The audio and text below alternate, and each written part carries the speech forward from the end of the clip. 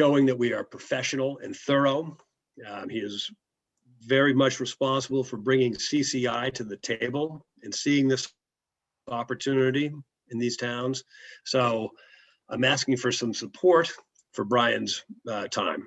And I believe the town of Rangeley has agreed to, I submitted a bill for his hours, and it was $1,800 and change. So I ask that the four of you, three plantations in the town, equitably divide that bill amongst yourselves. That's my ask. Joe, you want to fill us in on what we did about this and where we're at? Sure, be happy to, Steve. So I presented what Charlie just explained to the Rangeley Select Board at their last meeting, and recommended to them that they pay a 25% portion of that invoice in good faith to Charlie and Brian, just to recognize their efforts. Charlie and I talked earlier, and one of the concerns, or one of the things we talked about was, what is the role of the consultant moving forward in this process? And as Charlie said, there's some value to that. I just wanted all four communities to be aware the position that the Rangeley board has taken. They've voted to reimburse 25% of that initial $1,800. And I think it's a conversation, you don't have to figure it out today, but it's something to think about in your own communities if you want to continue with that funding of the consultant going forward. So I just want to put that on everybody's radar screen today, and ask Charlie to be here to explain that for us. So it's really just informational at this point, I think, Steve. Okay, so we have Scotty and Laura from Rangeley Plantation, Linda from Dallas, and who was on with Sandy River? Joanne, there you are. I see you now. Any questions on the consulting component to this? Concerns? Joanne, do you have any concerns? I'm wondering who the consultant is and who employed him. Charlie. The consultant is Casco Bay Advisors.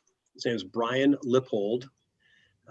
Joanne, you will remember a few years back, we went to every town to have them share in the cost of our broadband plan, a county-wide plan encompassing all 22 towns and 14 townships. Sandy River, along with Rangeley Plantation, and Dallas Plantation, contributed to that plan. The plan has been recognized as an outstanding example of a viable solution for moving broadband forward in these communities. Much of that was due to Brian's work and guidance. So he has been an asset from the beginning when we hired him, my office. And you also hired him because you contributed to the plan that he executed. So he's been with us, representing us as a county, as a region, since that time. Okay, good salesmanship job. Any other questions regarding the consultant? I have a question, Mrs. Linda. Dallas Plantation was approached by the Economic Development Committee twice, and we made our contributions, and believe that it was a total of $12,000. Have those funds been expended? And then also moving forward, I believe at this point that Consolidated, the committee, and the consultants have brought this to a point where it is really up to the plantations as well as the town of Rangeley to nut out how we move forward, forming the governing body, and look at the municipal funding, and that really falls into our hands, our responsibility. So I'd like answers to both those questions. Thank you, Linda. Go ahead, Charlie.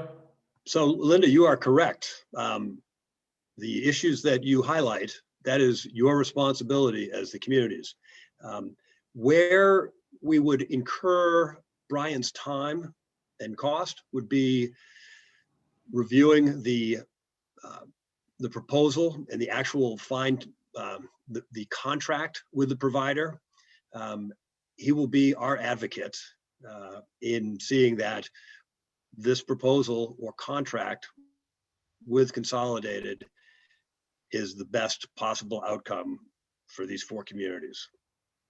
He is on our side. Thank you. Laura, Scott, any comments?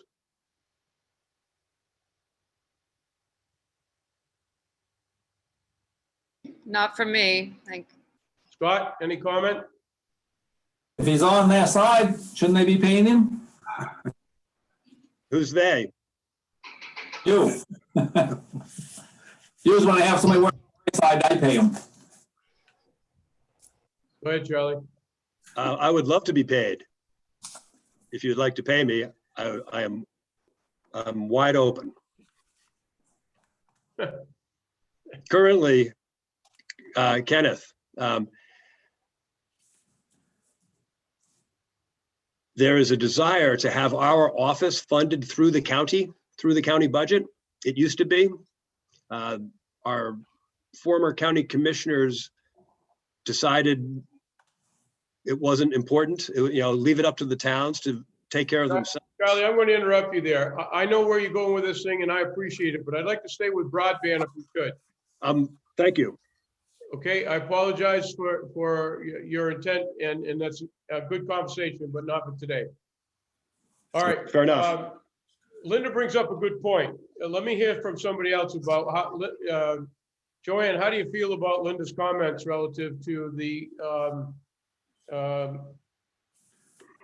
consultant?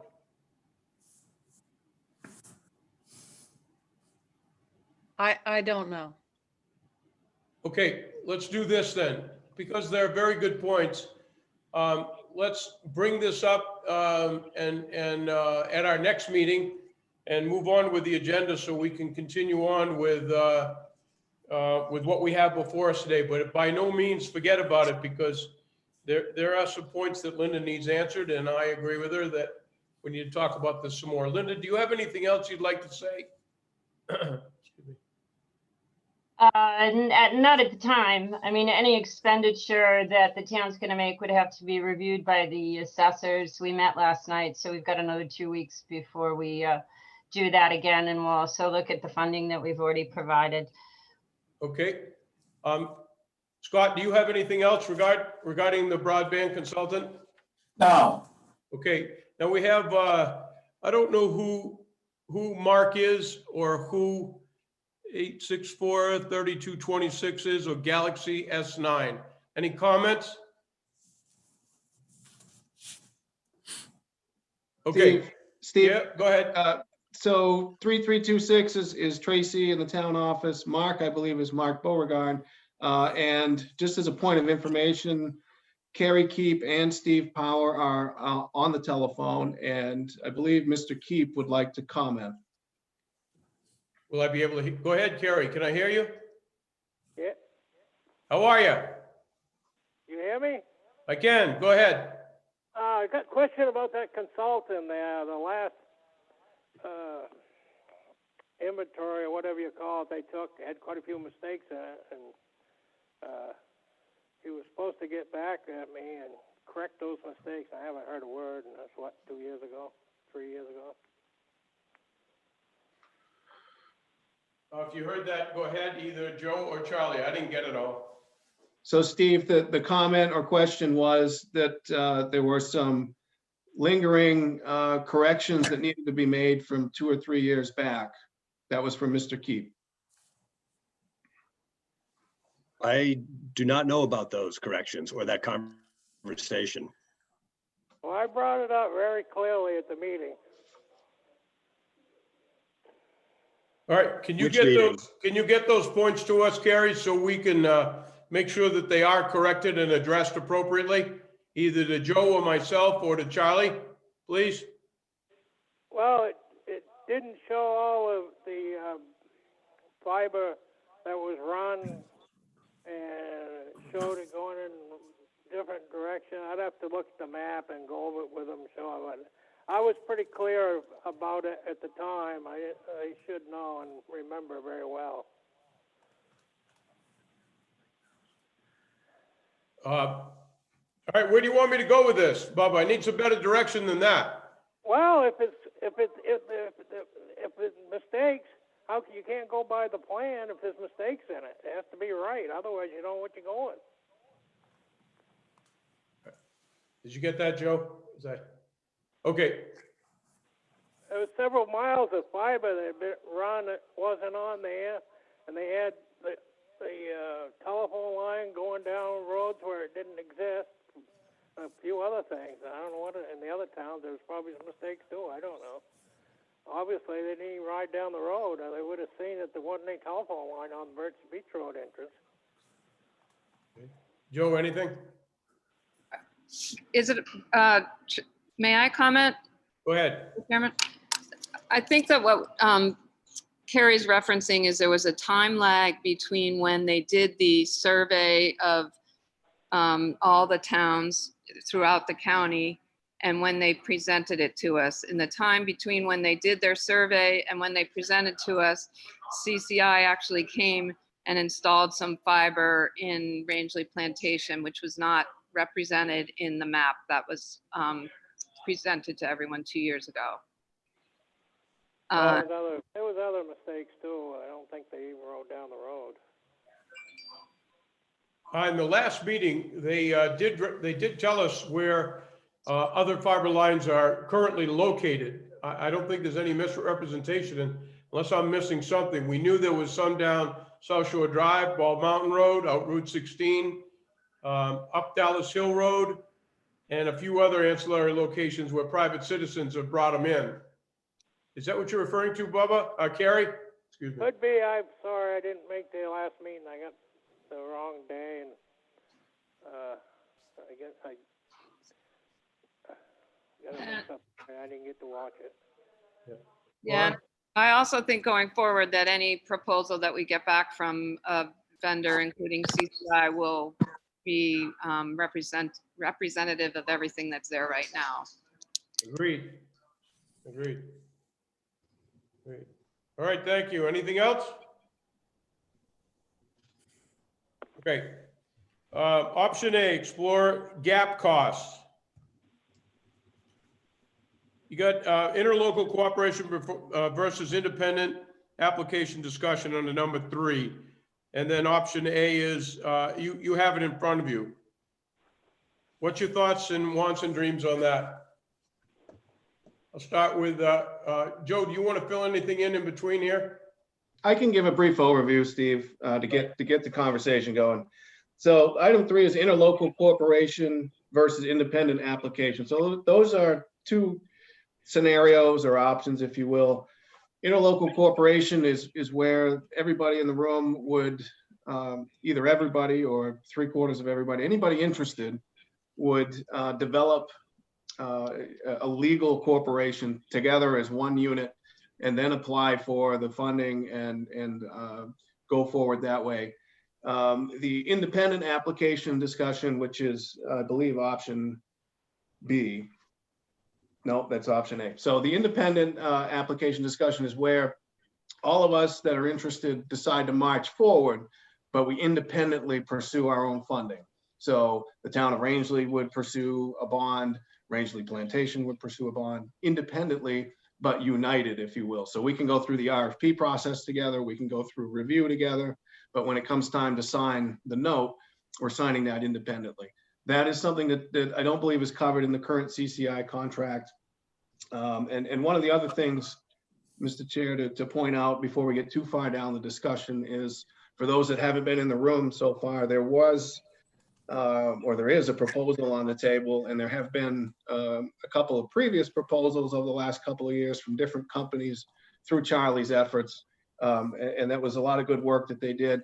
One of the things we need to do at the municipal level is to release an RFP. Even though that proposal is on the table, one of the boxes we have to check off is to put a RFP out there, even if it's a basic one, to make sure that we've captured everybody that's interested in providing this service, make sure that we've met the letter of our policy, and also to make us qualify for any future grants that may come up down the road. So there's got to be an RFP that's released, and we'll talk about that future down the road in the agenda. So back to the two approaches.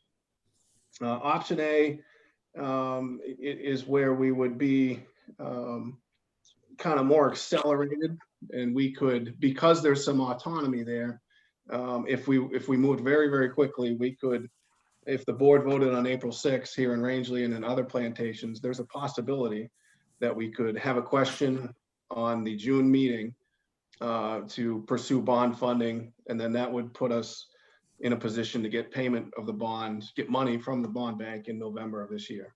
That's very accelerated. I don't want to sugarcoat that. That's a pretty accelerated program. And then that one doesn't have to happen then. It could happen at a later date. So that's the separate but working together proposal. And then the other one, which is the second one listed there, is where we would form the legal entity that I had mentioned.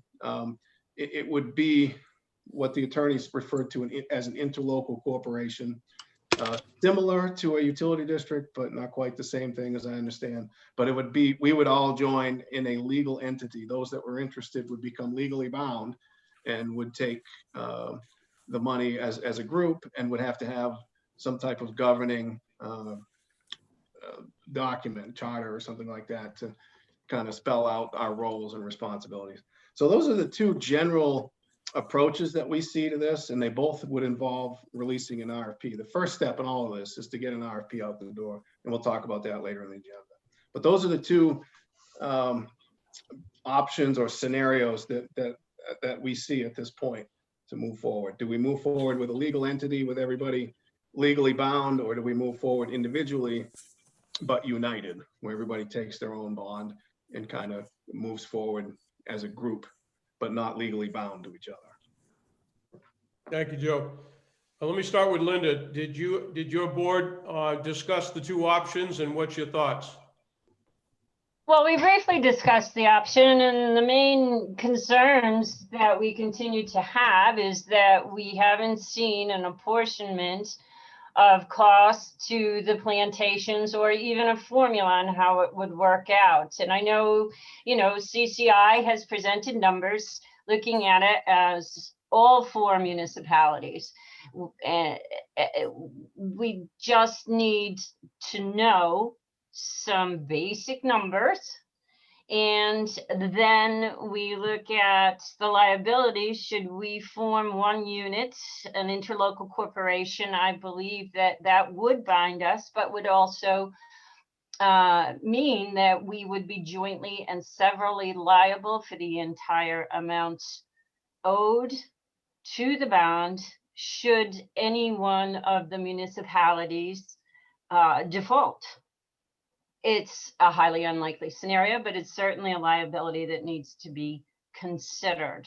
So I would really appreciate if we could at least put out some hypothetical numbers and look at the liabilities. We do not see this as a no-risk situation. Thank you, Linda. Welcome. Scotty, what's your thoughts? There you go. Can you hear me? Yep. Hello? Yes, Scott. Okay. I agree with her. We need to figure out the concept of the proportion to each town and where we're going with that, so we can discuss the bonds and whether we go with one unit, plantations guaranteed at Rangeley, or we go with separate. I mean, I guess it doesn't matter to me. We'd have to look at both, I guess. Okay, thank you. Anything, are you the representative, or is Carrie the representative for this board, Scott? Carrie Keep. Carrie Keep. Carrie, give me your thoughts on that.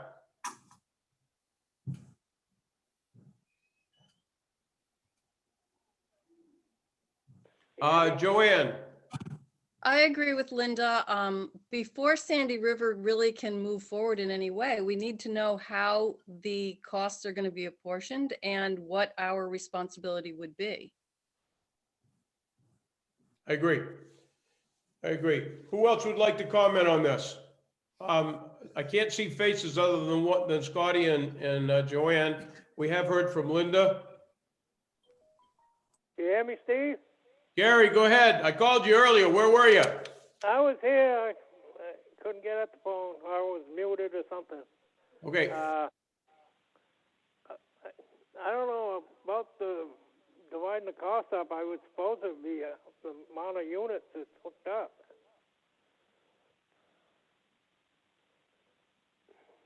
Well, interesting point. I'm not getting all of Carrie. Joe, you're going to have to help me on this. I can barely hear him.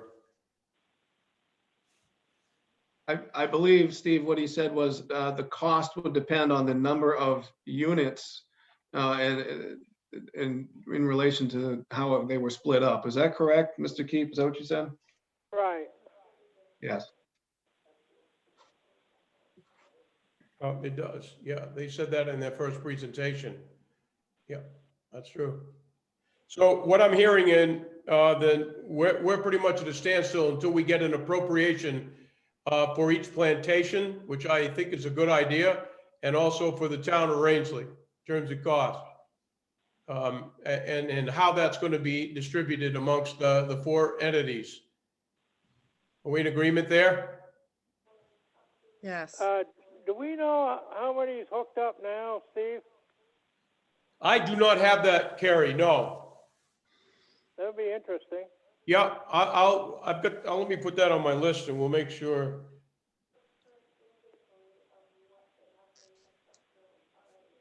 Okay. All right, so let's, I guess that's our review and request for a proposal. We really can't go much further unless I'm missing something in our agenda until we have those numbers, correct?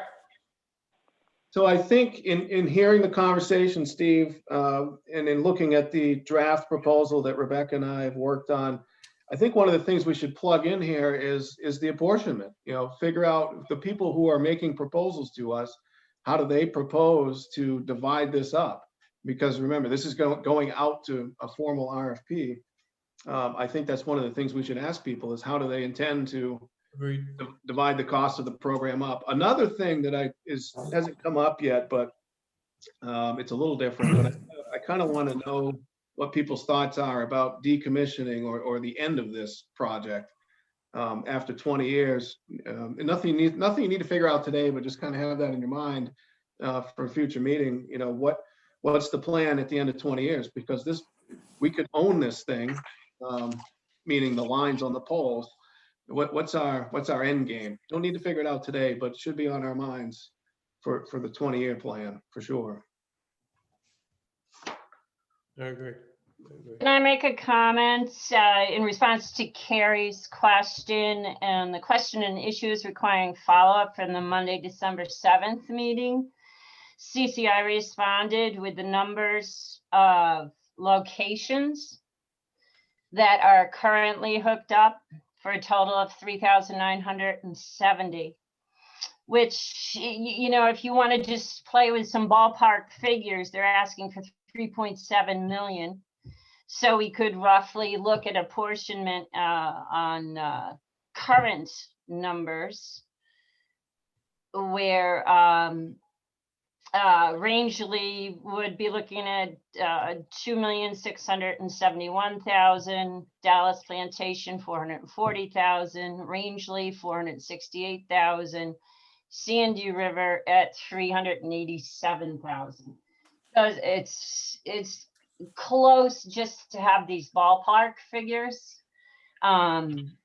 There's no telling how many actual customers they're going to have for this, nor is it telling how many will carry the service into the future, because we're looking at today's technology over a 20-year period. Secondly, to Joe's point on the end game, we have to realize that the cables have a lifespan and they will be fully depreciated in 20 years.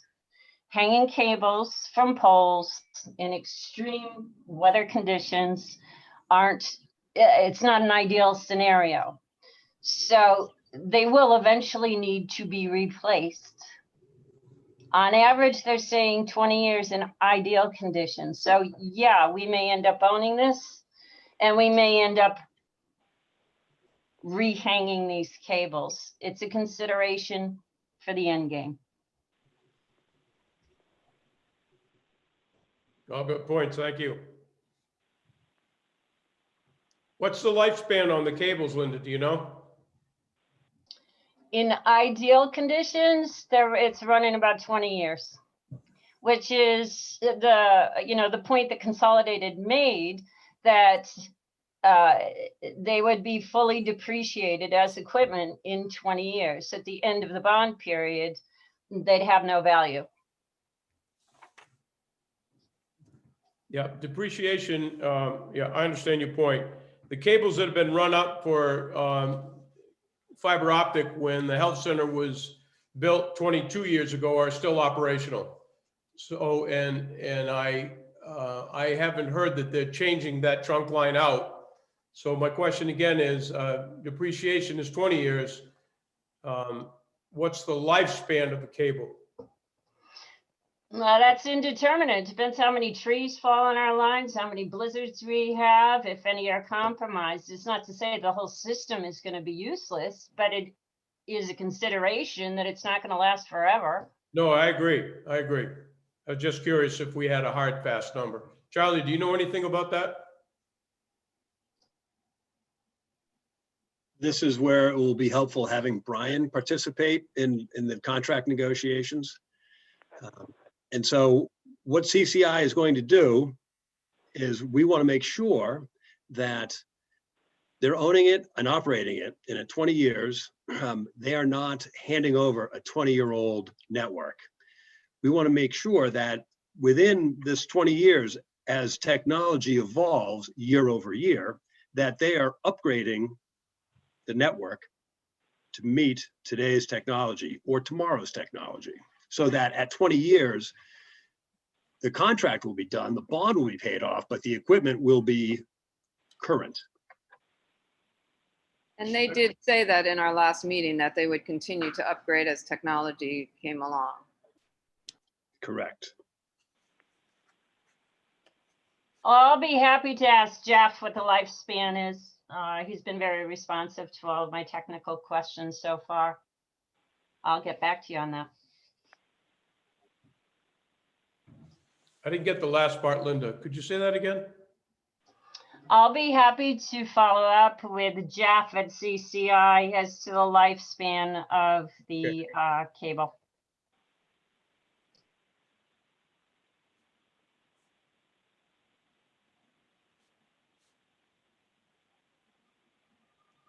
I have quite a list here. Anything else you have for me, for us?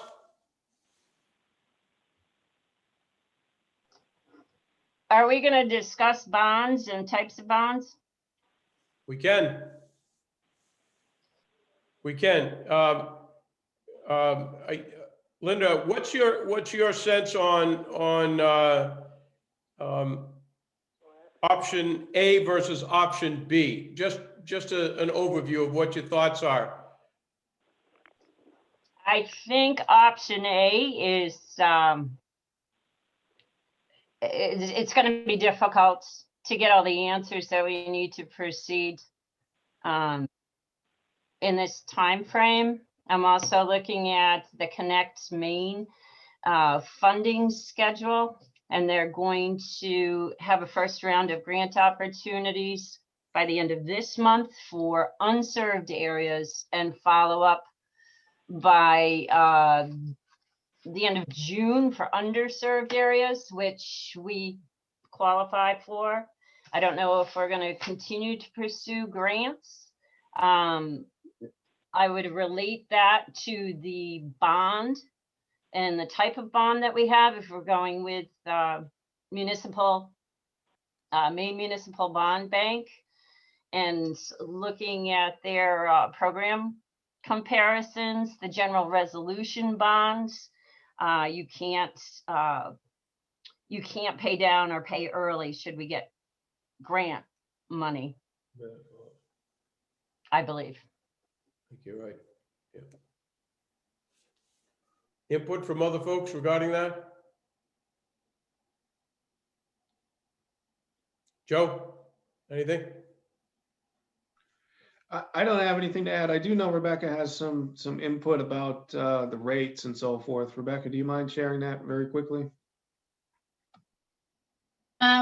When I spoke to the bond bank, we talked about looking at the application for August or the application that's due in February. And she said currently the rates are at 2.22 for 20 years. So, and that rate did not change whether we did it by ourselves or we did it as a group. It's all about the term of the bond.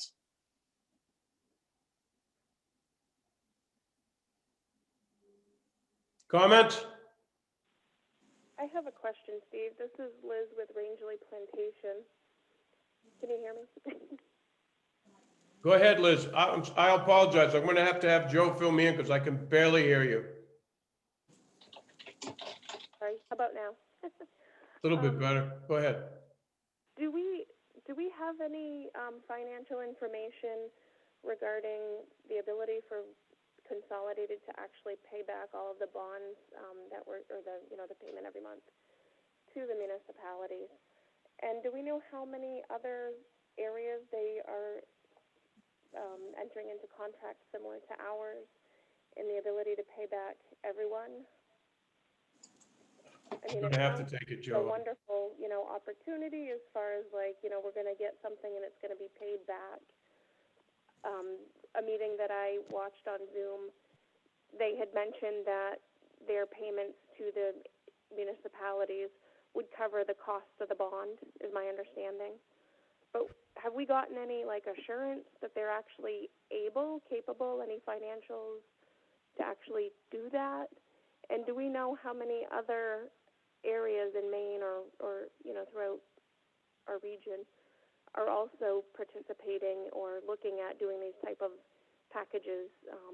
So, I mean, they're going to be paying us back, but who else are they paying back? And are they able to actually do this, or are they going to go bankrupt in 5 years? And then we're going to be set back at, square one looking for, well, I guess we wouldn't be at square one because we'd have the infrastructure, but trying to RFP companies to come into the area. So Steve, the question that was asked was, do we know if, do we have any assurance about Consolidated's ability to remain current with the bond payments should we enter into an agreement with them? And also, do we know of any other organizations or towns that have gone through this process in our area? The second question, the one I'm familiar with is in New Hampshire, and it's a little bit different than us. It's one town, as I recall, that they've worked with, but it was a similar funding. Charlie, you can correct me if I'm wrong there.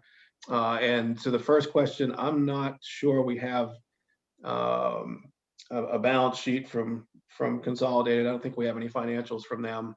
Have you seen any of that, Rebecca? Was that part of that material?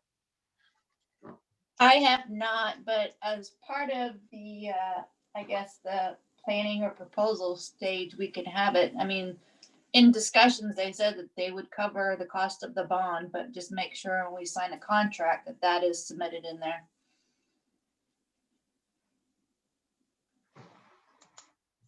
I think assurances are only as good as the contract, whether you've got a newbie company or a long-standing company. I appreciate your concern, Liz. We did share those similar concerns with some questions and answers, and I believe Linda was one of the first ones in our earlier meetings to bring that up. I may have that wrong, but I remember she asked similar questions early on. If I remember correctly, they illustrated a number of communities that they are currently working in. In the last meeting we had, they illustrated a number of communities that are coming online. It seemed like almost every day prior to the the last meeting and one that day. I don't remember the names of the towns, but this is something that they are working diligently on. I don't want to be their salesman by any stretch, but they did say that they have a pretty good record up to this point. Is that a fair assessment, Joe? They have some projects they're working on. The one that I'm familiar with that's been built, again, is the one in New Hampshire. Charlie, do you know of any ones that they're working on locally other than us? I know they have some other things maybe in the county they're looking at. They gave us a list. I don't have it in front of me, but there's they have projects in the queue going forward, as well as projects that they have executed behind them. Right. Okay. These are great questions. I certainly don't want to give the appearance of minimizing them, but they're difficult to answer in this forum without having all of the players at the table. So at our next meeting, my suggestion is that we have those players at our next meeting so that they can be answered in a timely fashion and be very accurately. Would that be satisfactory to all of you? And we will get these other questions answered and out to you prior to the meeting so you have a chance to peruse it. I have a point Go ahead, Linda. again. Consolidated's financials are available online. They're a publicly traded company. They're in the news a lot. They have a $150 million loan to expand rural broadband. They're not only in the Northeast, as you know, they're in the Midwest, they're big in Texas. They're trying to focus on rural New England. And I would point out that the New Hampshire plan is similar. However, the state of New Hampshire took their CARES Act funds and put it into broadband expansion. So that town's plan was heavily backed by their legislature.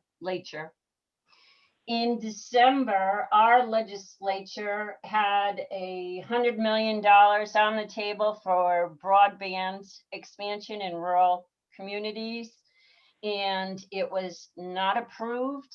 However, they are looking at the situation again. So as we consider all of these intangible aspects of the solidity of Consolidated, how much we want to commit, how long we want to commit for, how we want to get together or not, and looking at the next 6 months, there's a tremendous focus on this type of activity within our states, as well as from a federal funding standpoint. So if we could carry on moving forward, just trying to organize ourselves and doing our own homework rather than listening to a sales pitch, because it is essentially a sales pitch.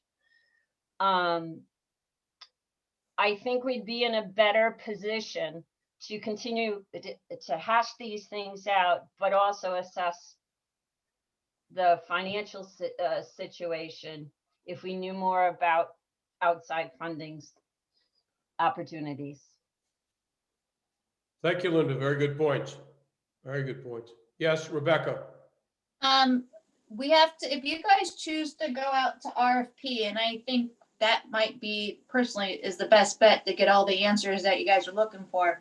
But if you guys choose to go out to RFP, then you cannot be reaching out, asking those questions to specifically Consolidated because you have an RFP out. Yeah, good point. Do you want to, I guess what I'm hearing is a couple of things. Based upon some of the comments Linda just made, we're not going to make the bond proposal for this month. That's clear. There's just no way we can do this thing. Our closest bond opportunity is November. And our submission date is what date, Rebecca? Remind us, please. So it's August. We'd have to have it submitted for August. Okay, so we need to be ready by August, but all of the points that Linda and others have brought up lead to clearly more meetings. And is an RFP something we want to do right this minute, or get our answers from Consolidated and see what their thoughts are before we submit an RFP? Start with Joe. I think, I really think to move forward, we need to release an RFP.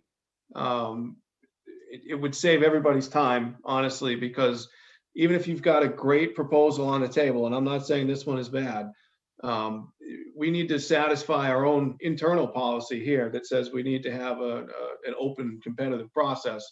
I really think we need to release the RFP probably right away. And then my guess is that Consolidated would redate and reintroduce their RFP. Maybe they adjust it a little bit. And hopefully some other folks say, we have something to offer. But if they don't, then then you can say, all right, there's only one person interested, and we can pursue that then. So I think the next step is releasing the RFP. In terms of timing, the bond would be available in November. We would have to make the application by August. But the step way back from that is the select board or the assessors would have to vote by April 6th to put that item on your warrant. And that's kind of the last, it's pushed out quite a ways. I think that's about as far as you could go with that date to vote at the select board or assessor table to place this on the town meeting warrant for June, because the voters would have to authorize this in June before we could apply to the bond bank. I think the timeframe is different from some of the plantations, isn't it?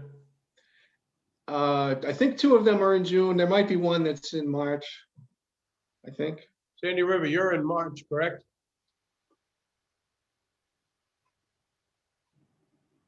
Our Sandy- meeting usually. Sandy in River June. and Dallas are both in June.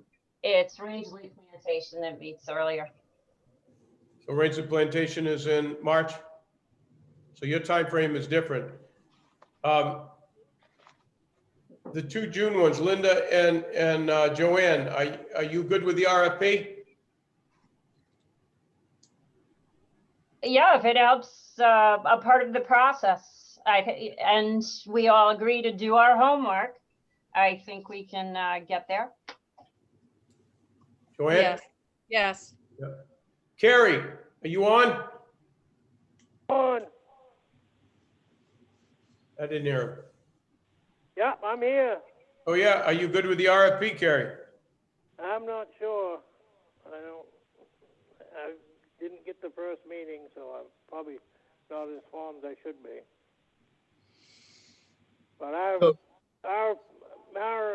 town meeting is normally in March, but it's probably going to be in May because of all the goings on. We'll have to have it outdoors most likely. Okay, did you catch that, Steve? No. So Mr. Keefe said that normally their meeting is in March, but this year they intend to postpone it until May, approximately. And he's not sure about the RFP. He hasn't made up his mind on that yet.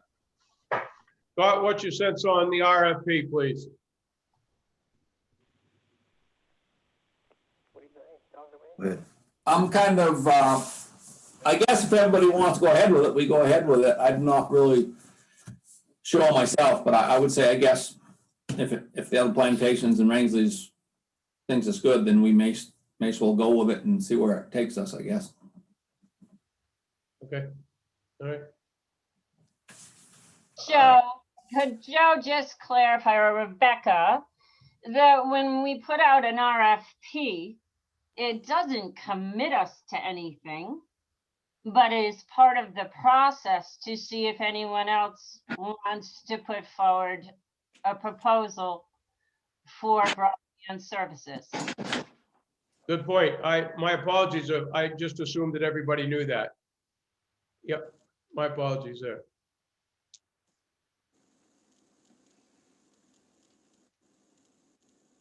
What's your pleasure? What do you want to do here? I think an RFP is the way to go right now. Yeah, Liz, you had something? Yeah, this is Carrie. we could probably let you know Monday, Tuesday, next Tuesday. I didn't. Steve, Mr. Keefe said that they can give you a better idea, give us a better idea next Tuesday Might be Wednesday because of the holiday, I guess. or Wednesday because of the holiday. Okay. Is everybody satisfactory with waiting till next week? Joanne, Yes. Linda? Sure. Okay.